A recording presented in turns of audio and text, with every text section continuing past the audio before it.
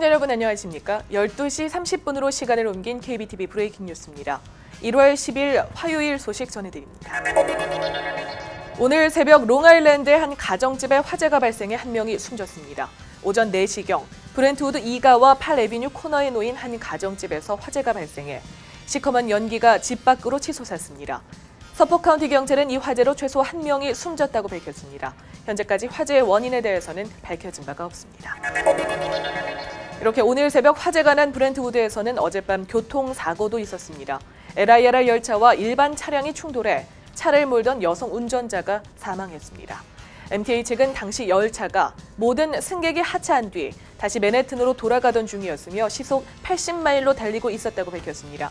하지만 충돌 당시 열차가 브레이크를 사용했는지 여부는 아직 알 수 없다고 말했습니다. 이 사고로 어젯밤 10시부터 롱아일랜드 파밍데일부터 론콘코마까지 LIRR 열차 운행이 중단됐다가 오늘 아침부터 지연 운행됐습니다. 교통사고 소식은 브루클린 브라운즈빌에서도 있었습니다. 어젯밤 차를 몰던 운전자가 갑자기 통제력을 잃더니 몇 대의 차를 들이받고 길을 건너던 남성까지 쳤습니다.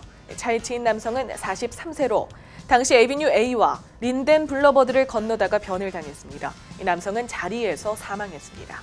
경찰은 현재 이 운전자에게 적용할 혐의에 대해 조사하고 있습니다. 어제 오후 브루클린에서 달려오던 트럭이 노인을 들이받아 노인이 숨지는 사고가 발생했습니다.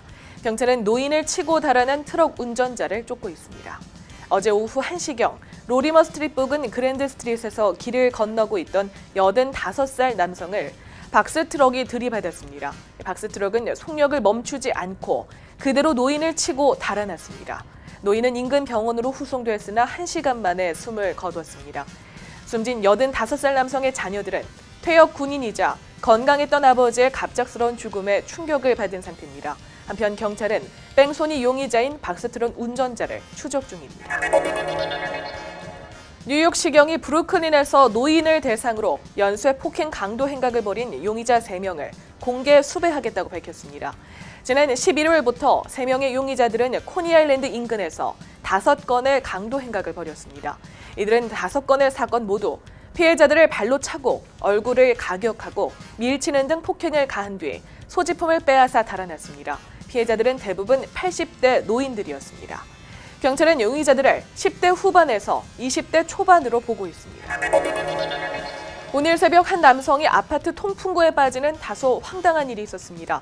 당국에 따르면 30살 남성이 오늘 자정 직후 킵스베이의 이스트 26번가에 위치한 아파트 1층 벽 뒤에 갇혔다가 구조됐습니다. 이 공간은 아파트 환풍을 위해 만들어 놓은 공간입니다. 남성은 이 아파트 7층에 갓 이사 왔고 어젯밤 옥상에서 자신의 친구들과 시간을 보내던 중 통풍구 굴에 올라간 것으로 확인됩니다. 이 남성은 그대로 굴에 빠져 1층 벽 뒤에 갇혔습니다. 출동한 소방관들이 40분에 걸쳐 벽을 제거한 뒤에야 남성은 구조됐습니다. 다행히 남성은 부상은 입지는 않았지만 정밀 검사를 위해 인근 병원으로 이송됐습니다. 지난주 휴캐리 터널에 이어 오늘 퀸즈 미드타운 터널에도 통행료 부스가 사라졌습니다. 라카웨이와 RFK, 베라짜노 네로우에 이어서 트록스넷과 화이트스톤까지 점차적으로 통행료 부스는 사라질 예정입니다. CES에서 누군가 세계 최초의 트리플 스크린 노트북을 훔쳐가 행사장이 발칵 뒤집혔습니다. 게임업체 레이저는 어제 행사 마지막 날인 일요일 4시경 CES의 자사 부스에서 트리플 스크린 노트북의 프로토타입 2대를 도난당했다고 밝혔습니다. 만 리앙탄 레이저 CEO는 이번 사태를 산업 간첩 행위라고 규탄하며 절도범 신원 확인과 체포의 결정적인 정보를 제공하는 이에게 25,000달러를 살해하겠다고 말했습니다. 레이저가 도난당한 트리플 스크린 노트북은 프로젝트 발레리라는 이름으로 개발됐으며 선명한 4K 해상도의 17인치 모니터 3대가 탑재돼 있어 다각도에서 게임을 즐길 수 있는 제품입니다. 트리플 스크린 노트북의 정확한 출시 일정과 가격은 아직 공개되지 않았습니다. 레이저는 도난당한 제품을 찾기 위해 미 사법당국과 CES 주최 측과 협력하고 있다고 밝혔습니다. 허위 자선단체를 만들고 주유소에서 절도 행각을 벌인 여성이 체포됐습니다. 이 여성은 41세의 제이미 줄러로 서포카운티 경찰은 이 여성이 작년 11월 8일과 9일 암 기부단체를 허위로 만들어 후원자들을 모집한 뒤 기부받은 돈을 모두 현금으로 바꿔 착복했다고 밝혔습니다. 이후 지난달 보헤미아의 한 주유소에 총을 들고 들어가 돈을 요구했다고 덧붙였습니다. 줄러는 현재 1급 절도와 2급 사기 등의 혐의로 기소됐습니다. 경찰은 현재 이 여성에게 추가로 피해를 입은 사람을 조사하고 있다며 이런 사람이 있다면 즉시 신고할 것을 당부했습니다. 자녀 한 명 키우는데 얼마의 돈이 들어갈까요? 어제 농무부가 1인 자녀 양육비를 산정한 보고서를 내놨는데요.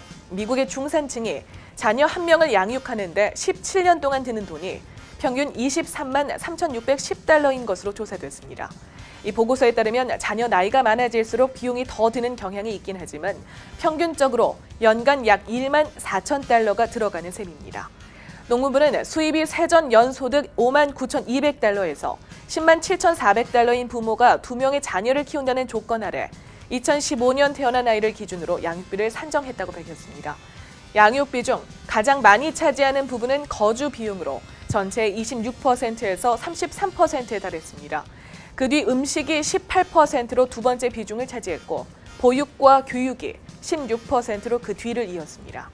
지역별로는 뉴욕과 뉴저지가 포함된 동북부 도시들이 평균 25만 3,770달러로 가장 높은 수치를 보였습니다. 한편 자녀가 3명 이상인 가구는 2명인 가구보다 1인 기준 자녀 양육비가 24% 적게 든 것으로 나타났습니다. 이는 자녀가 많을수록 침실을 공유하는 비율이 높고 옷과 장난감 등을 물려받기 때문으로 분석됩니다.